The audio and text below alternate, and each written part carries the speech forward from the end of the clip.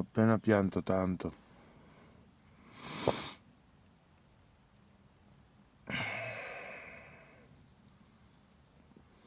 Perché oggi ho stretto la mano a un tizio, brutto, pelato. E ci siamo stretti la mano perché inizio a lavorare lì.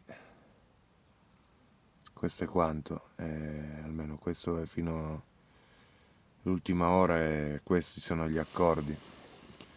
Non so ancora se verranno rispettati o meno. Però vorrei parlare in modo lucido, se posso, di questo argomento, cioè che io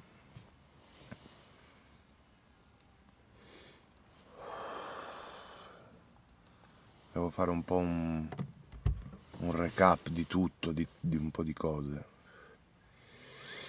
Sostanzialmente da un paio di 3 mesi a questa parte mi sono occupato solo della musica per chiudere i progetti. Sono riuscito a portarmi a casa il disco, che è in mix e master, e una demo del Northflow e un EP.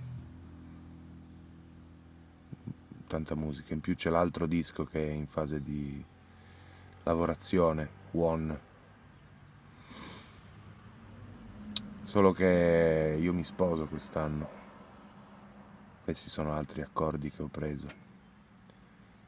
E servono soldi. Il mio piano era prendermi 2 mesi per finire la musica e poi iniziare a lavorare. E di fatto rientra nei piani tutto questo, il discorso dell'uomo pelato, brutto. Solo che l'ultima settimana scorsa ho iniziato a fare colloqui in modo consistente per posizioni di venditore, no? E mentre ero in giro a fare questo genere di colloqui ho avuto un incontro qualche giorno fa con un signore che compra un terreno davanti a casa mia, di mia proprietà, e questo signore è anche titolare di un'azienda che è veramente molto all'avanguardia per quanto riguarda l'agricoltura.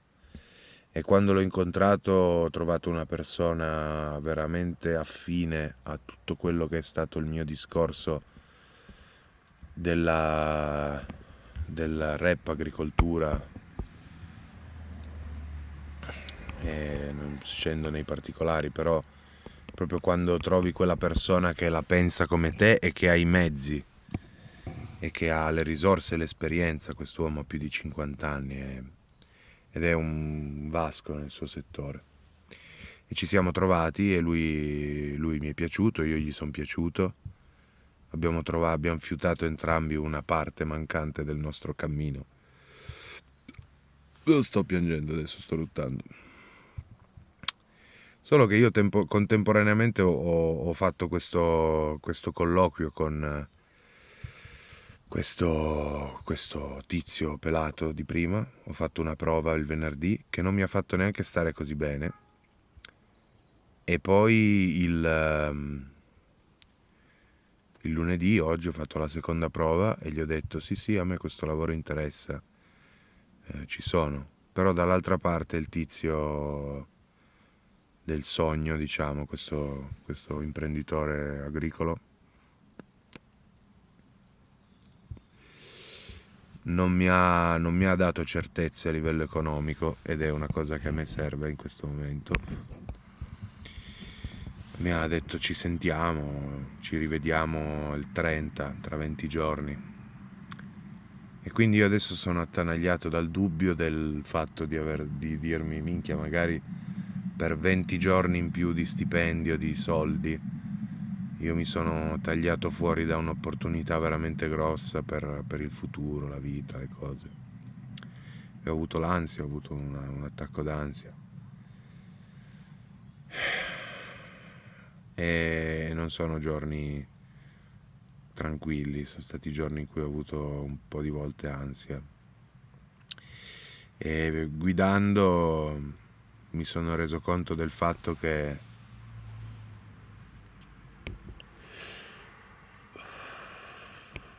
io non posso vivere nella paura e non voglio vivere nella paura, perché sento un potere, una possibilità, la sento. E sto guardando un sacco di video ultimamente che dicono che questa abbondanza, questa prosperità, la cosa effettiva che la blocca è la paura di sbagliare. Io adesso ho una paura folle, non adesso, prima, poco fa ho avuto una paura folle di aver sbagliato, di stare sbagliando, di non sapere cosa fare. E la paura era questa, ho perso un'opportunità, no? Sto perdendo un'opportunità, e però dall'altra parte ho dato la mia parola a un tizio e poi dovrò vivere quella brutta sensazione di togliere la parola a un qualcuno che ci conta, e però dal canto mio non è la stessa cosa. E tra l'altro, parentesi, che cazzo di mondo è quello del lavoro, amici? Dove c'è la costante squallida minaccia del o fai come ti dico io o ti tolgo da mangiare, oppure tu sei per me l'opportunità di mangiare, devo essere gentile con te. Questa cosa è un'altra cosa che non tollero, perché io questa persona pelata e triste gli avrei detto volentieri tutto, gli avrei detto: guarda, io sono in un momento in cui da una parte c'ho questa occasione, dall'altra c'è questa che, per carità, tra l'altro il lavoro che mi si propone non è niente di umiliante, degradante, è un lavoro assolutamente piacevole. Si tratta di guidare un furgone e consegnare prodotti di scarsa necessità, nel senso prodotti, come si dice, delle commodities a dei commercianti di paesi tranquillissimi, quindi anche guidare nella pace, da solo tutto il giorno su un furgone. Quindi un lavoro che tanti mi invidierebbero, Però appunto dall'altra c'ho questa possibilità fumosa di iniziare un percorso da agronomo, perché quello mi si propone in un settore high tech dell'agronomia, che mi darebbe anche un blasone, no? E mi farebbe anche progredire in questa cosa del rapper agronomo, che tra l'altro avevo anche accantonato negli anni, perché mi ero detto io non so come fare. E quindi mi si propone questa opportunità, ma è poco concreta, e dall'altra parte mi si propone un'altra opportunità più concreta a livello economico, che però non va nella direzione dei sogni. Quindi ho avuto paura, e la cosa che mi sono detto è: Dio, merda, che fastidio vivere in questo senso costante di ma sto facendo la cosa giusta, ma non è che se faccio questo poi sono una merda e non potrò mai più essere felice. E sto guardando un sacco di video ultimamente che mi dicono che appunto la vera mancanza di abbondanza è proprio la paura di mancare l'abbondanza. E quindi ho iniziato a calmarmi durante il viaggio in macchina, a provare attivamente a calmarmi durante il viaggio in macchina, dicendomi: Albè, ma chi è che ti dà la realizzazione dei tuoi sogni? Sei tu o è questo tizio dell'agronomia? È davvero questo pelato di merda, che rispetto perché poi non siamo tutti esseri umani, però è proprio brutto e sei anche un po' scemo. Comunque tu, pelato, sei veramente tu la minaccia principale della realizzazione dei miei sogni? E tu, altro tizio agronomo, sei tu la persona che mi darà le chiavi dei miei sogni in mano? O non è che forse sono io quel responsabile del successo, non del fallimento, del successo dei miei sogni, della realizzazione delle mie visioni? Sono io il responsabile di quella roba. E quindi mi sono reso conto che dare in mano a questa gente, che non sono me, la responsabilità di una roba del genere non è bello, non fa bene, non ti fa bene. Sei tu, Alberto, che hai in mano tutto questo, sei tu il responsabile di tutto questo. E non devi fare molto a livello mentale, a livello tecnico, a livello logico, non devi fare molto, ti devi solo fidare. Ti devi solo fidare, Alberto, fidati. Fidati di te. Fidati di questo. Fidati del fatto che tu sei una parte di questo e ti devi fidare. Fiducia, fiducia, perché se no è proprio questa costante paura, che poi la paura vera, sai qual è? È la paura che non vali un cazzo. È la vergogna di non essere nulla, di fare schifo, di essere un pezzettino di qualcosa, tremolante, non degno di niente, indegno di qualunque forma di affetto, di amore, di riconoscenza, di ammirazione, di plauso. Perché ti vergogni come un ladro, Alberto, ti vergogni come un ladro, non sai neanche tu di cosa. Ma questa vergogna, Albi, è una bugia. È una bugia. Pensare di non essere abbastanza è una bugia.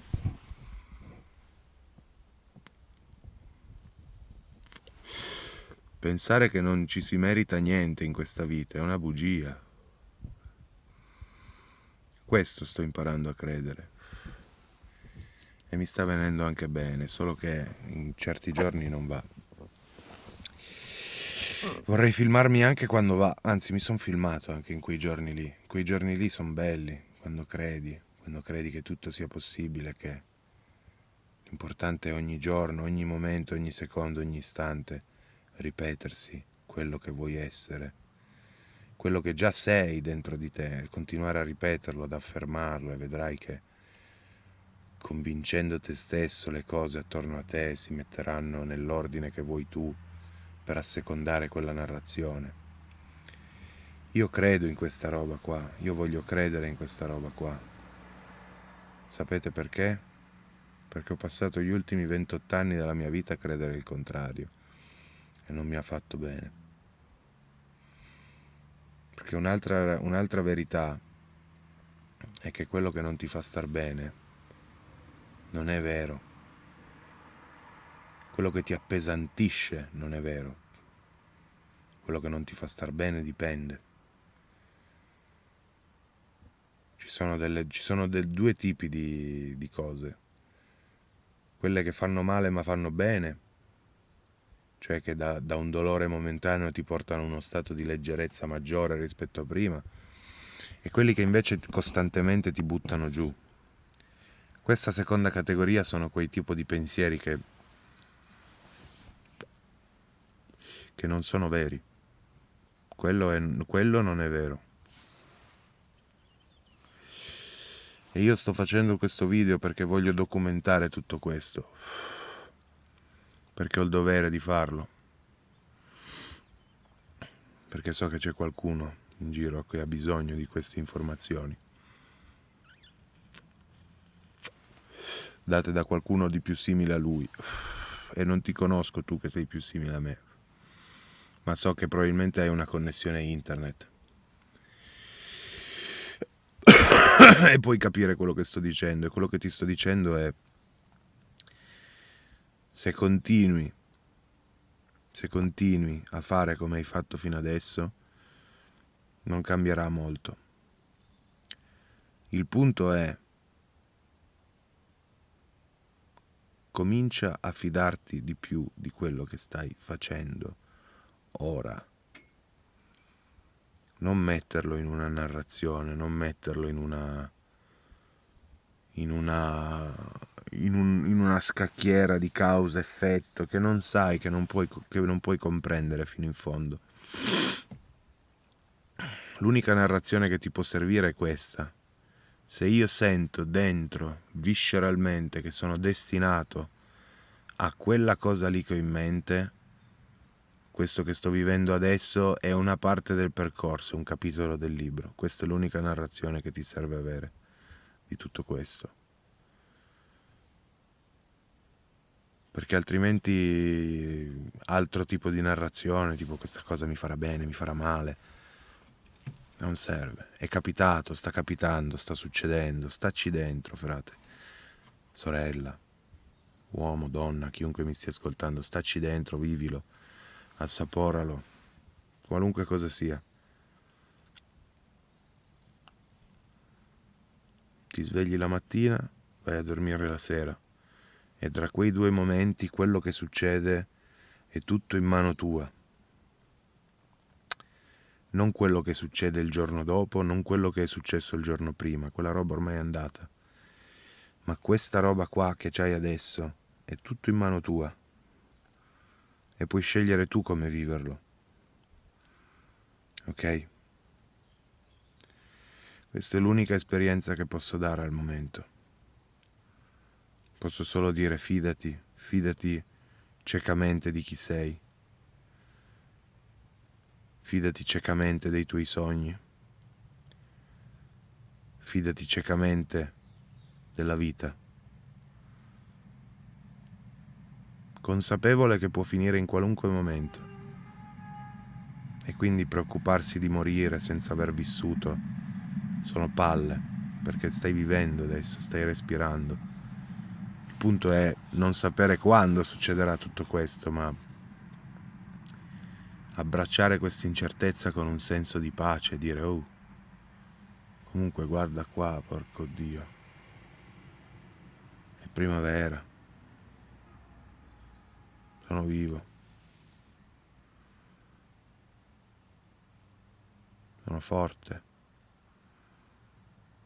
sono potente.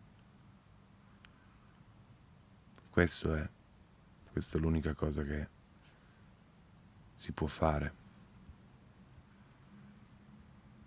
L'unico momento che hai a disposizione è qua. E quindi tutta sta faccenda del lavoro e dell'agricoltura e dei sogni, e se si avverano e non si avverano, tu sai che fino adesso hai lavorato duro, hai lavorato bene. Hai fatto un disco, Albi, che mai una volta ti è costato fatica a fare. Ti è costato fatica a pensarci e dire ma funzionerà, non funzionerà. Ma che cazzo ne so? Dovevo farlo? Sì. Mi piace quello che ho fatto? Sì. Fine, è tutto qua. Quella fatica lì non è necessaria.